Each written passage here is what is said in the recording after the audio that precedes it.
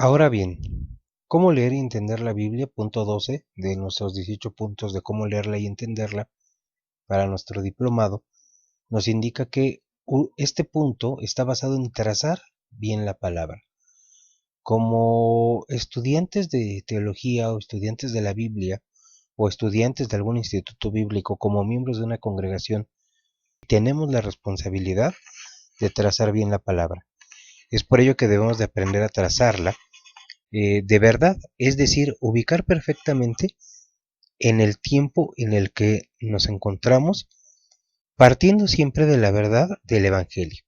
No podemos pasar por alto esta gran verdad, pues de ahí viene nuestra fe.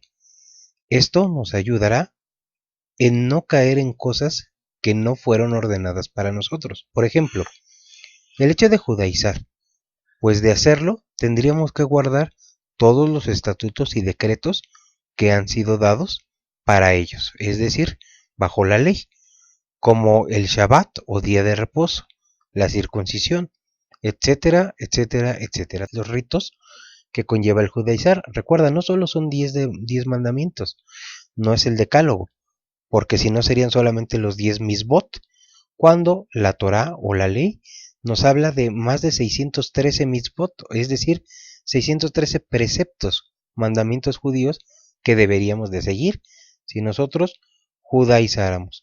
Es por ello que nosotros no debemos de judaizar. No significa que esto esté mal, simple y sencillamente no ha sido hecho para nosotros. Ahora estamos bajo el periodo de la gracia y no debemos regresar solo porque la doctrina nos parezca correcta.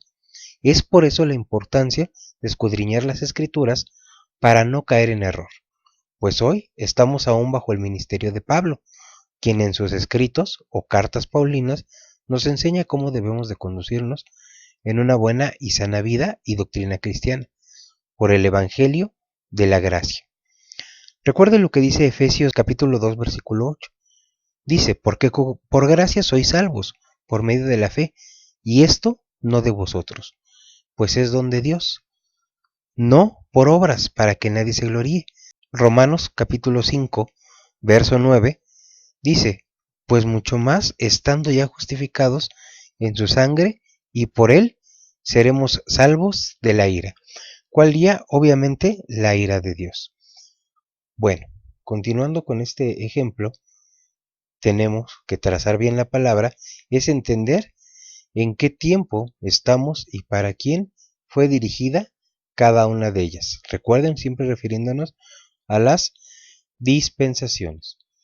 Como ya lo hemos estado viendo en nuestra línea de tiempo, tenemos que durante el periodo de la ley murió el Señor Jesucristo. Eso, Él murió según la ley.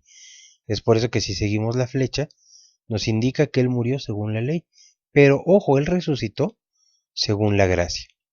Entonces, los 4 evangelios nos marcan que Jesucristo murió y resucitó por nosotros. Esta es la fe que confesamos.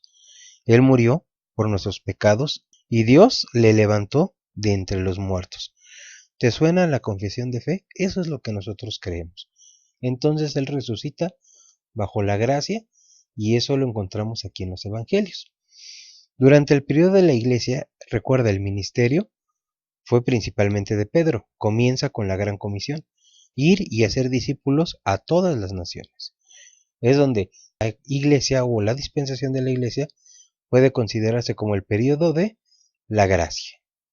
Teniendo una vez que el periodo de la gracia nos habla tanto los libros de Hechos como de Romanos, de las cartas a los romanos hasta Filemón, está la predicación de ambos. En Hechos, la iglesia comienza con Pedro al pueblo de Israel y tenemos lo mismo, que cuando él fue rechazado, entonces empieza a predicarse a los gentiles, es decir, donde empieza el ministerio de Pablo y la expansión del evangelio y la forma de vida cristiana.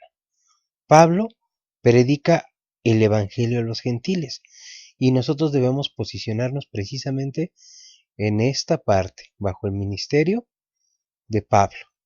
Una vez que nosotros entendemos que el ministerio de Pablo fue predicar a los gentiles, nosotros podemos acomodarnos aquí, puesto que nosotros pertenecemos al pueblo gentil. La palabra hebrea para decir extranjero es goim, que tiene la raíz también de donde viene la palabra golem, que es un bruto, es decir, sin entendimiento, como una máquina o como un autómata.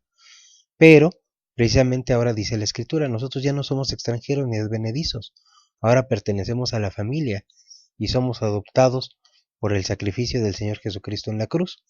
Entonces, no pertenecemos al periodo de la ley, pero sí vivimos una libertad bajo el periodo de la gracia. Esto no implica que no tengas que observar la ley.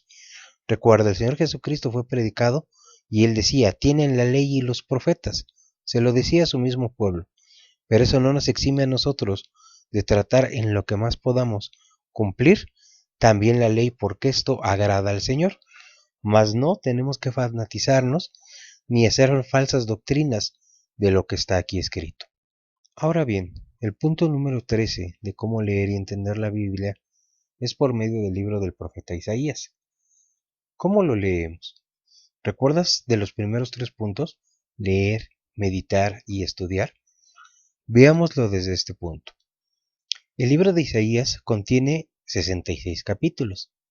Si leemos un capítulo por cada uno de los libros de la Biblia, podremos descubrir que hay varias similitudes entre el contenido del capítulo, así como el contenido del libro correspondiente, siendo el capítulo 1 para el libro de Génesis. Cuando tú lees Isaías capítulo 1, verso 1, aparecen 7 nombres. Descartando el nombre de la ciudad, aparecen 7 nombres de personas. Si lo relacionas en Génesis, si en 7 días fue hecha la creación. Pero eso es solo un ejemplo.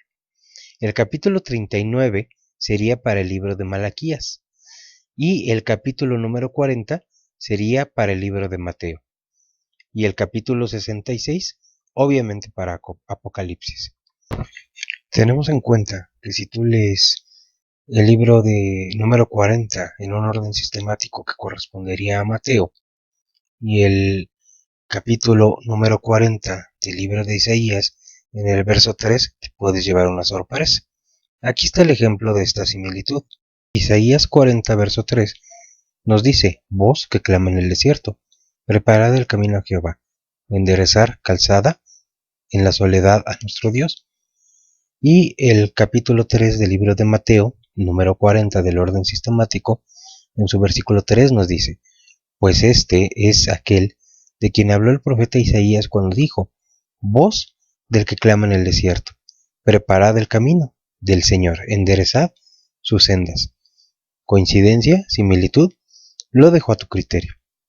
Las similitudes son sorprendentes en algunos casos, en otros no tanto ni tan obvio, pero realmente podemos comprobar cómo la misma palabra se explica y relaciona a sí misma, lo que nos hace comprender que la Biblia es el libro por excelencia para nuestra vida.